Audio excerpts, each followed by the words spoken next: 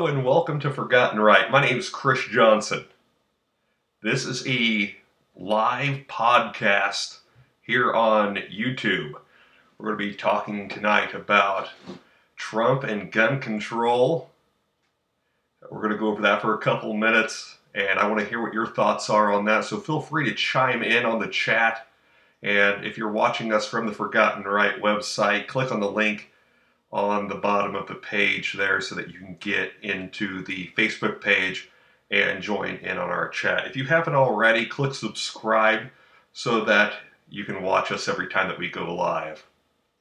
We're also going to talk about some things that I found on Reddit. Why whites aren't people, West Virginia teachers that are still on strike after 8 days, and McDonald's introducing a vegan sandwich. It sounds absolutely appetizing. Something that I'm definitely not going to want to check out. Let's get started on Trump and gun control. And let's hear it straight from the source. Here's Mr. Trump.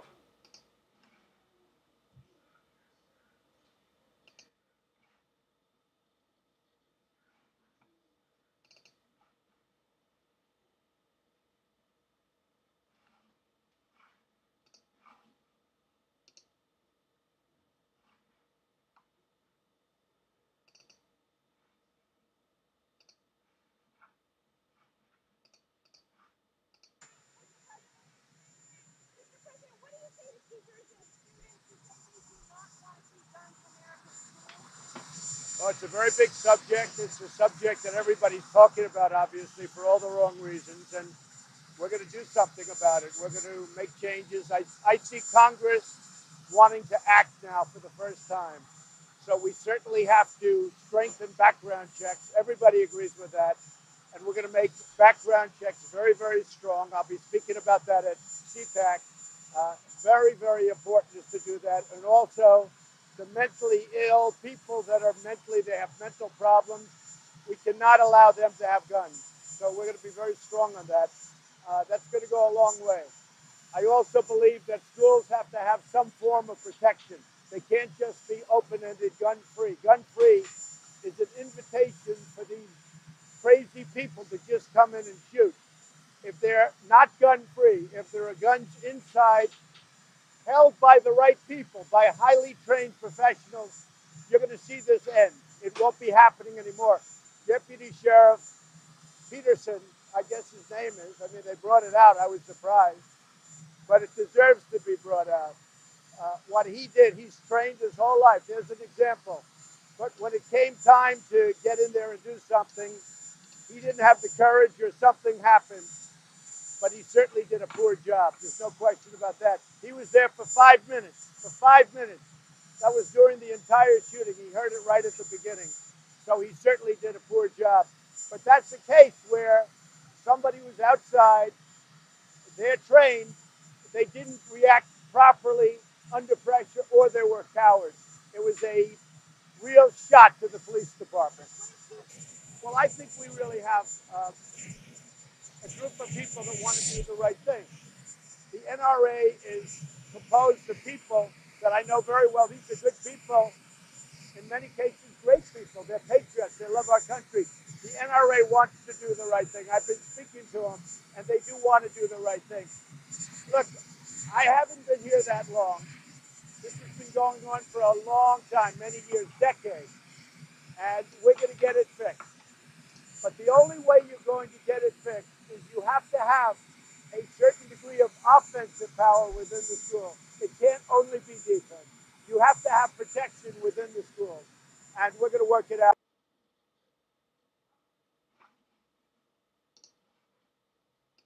I think we can all agree with Mr. Trump on most of his points, as that police officer who didn't rush into the scene was obviously a coward, something that we can all agree with.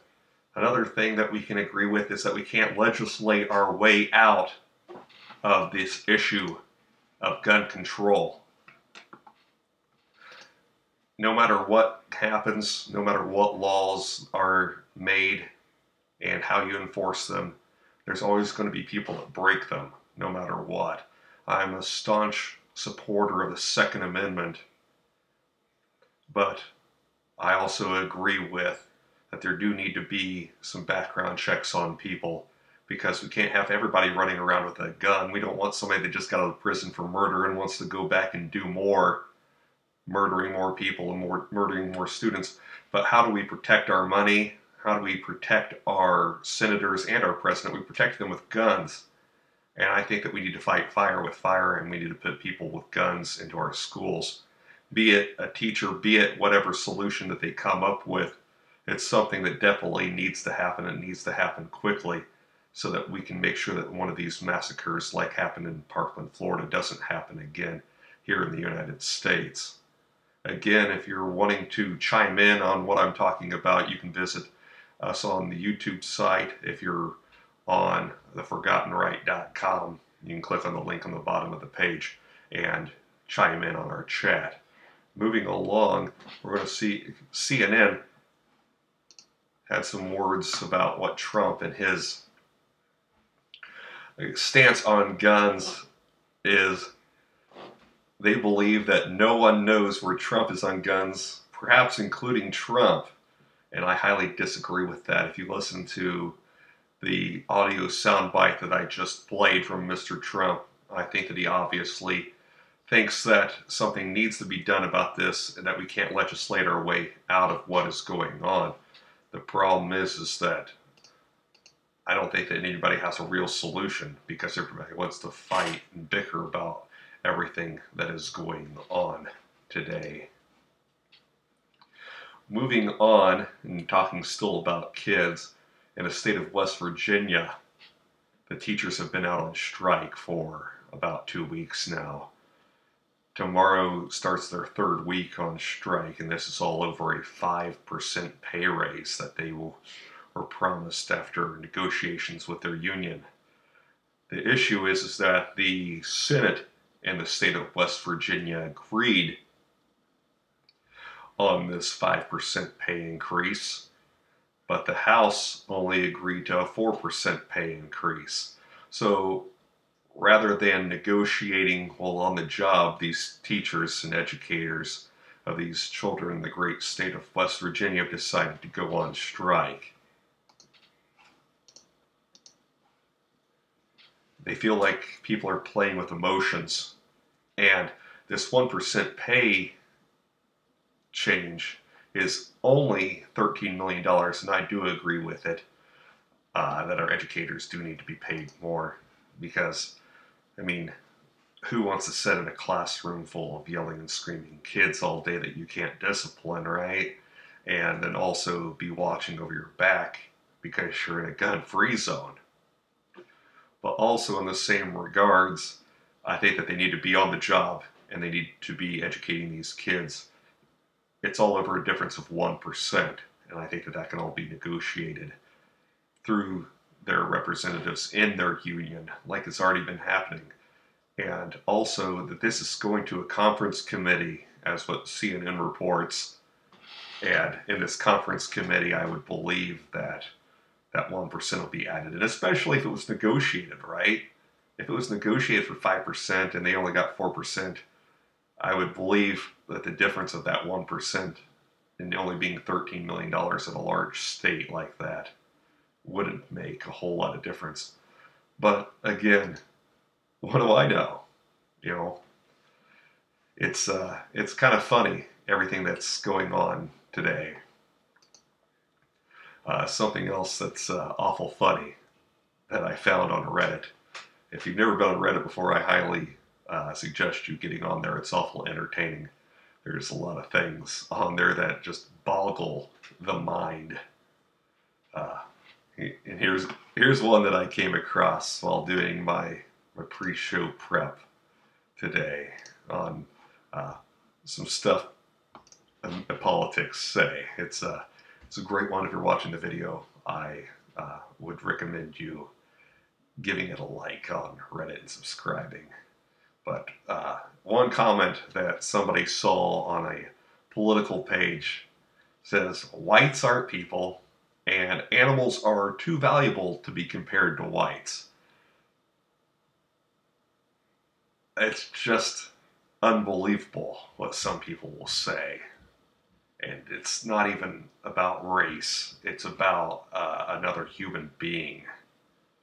And another comment on this is if you would replace the word white with black in this statement and say blacks aren't people, then you would already be considered a racist, right? And that's absolutely true. You would be. And how aren't you a racist by saying whites aren't people?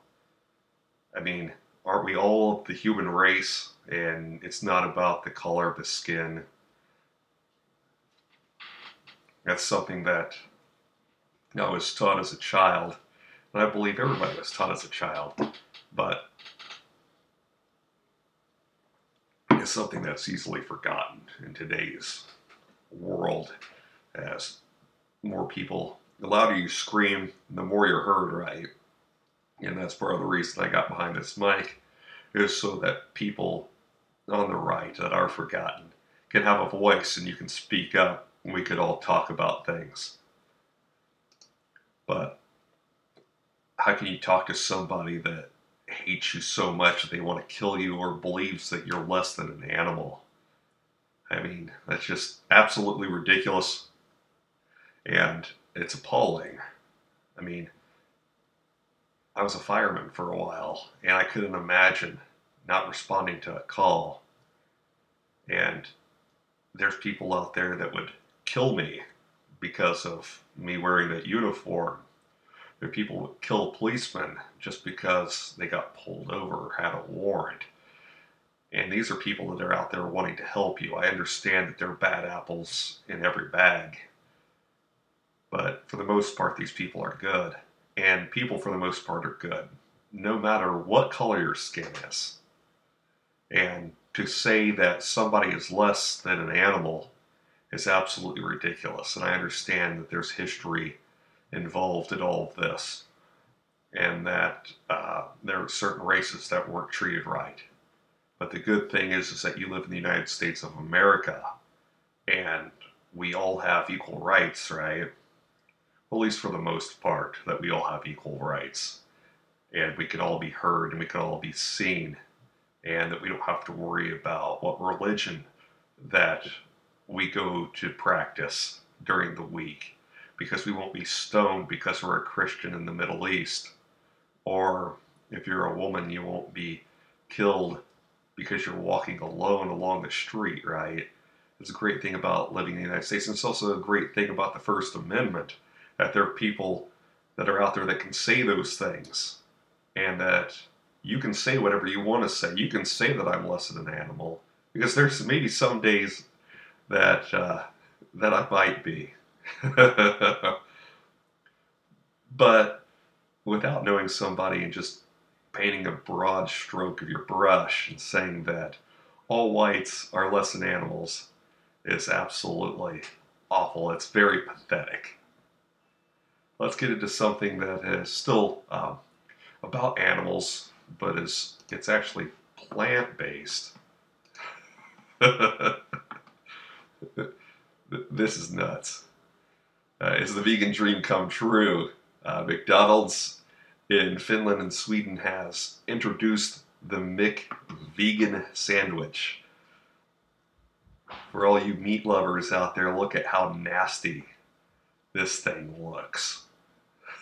I guess that they had successful trials of it through December of last year, as McDonald's says on their Twitter account. Here's a better picture of it if you're watching on screen. But I don't think that I could try it. I'm too big of a Big Mac fan to ever put that thing into my mouth. But it's just, I guess it's another thing for you to try if you go over to Northern Europe. And I wouldn't be surprised if this doesn't show up here in the United States before it's all said and done.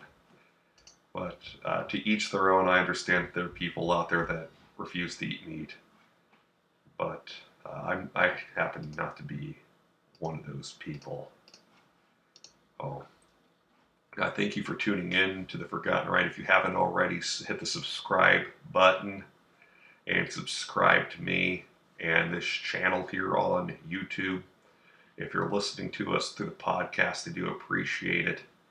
This is copywritten 2018 from Forgotten Right. I'm Chris Johnson. Thank you for tuning in.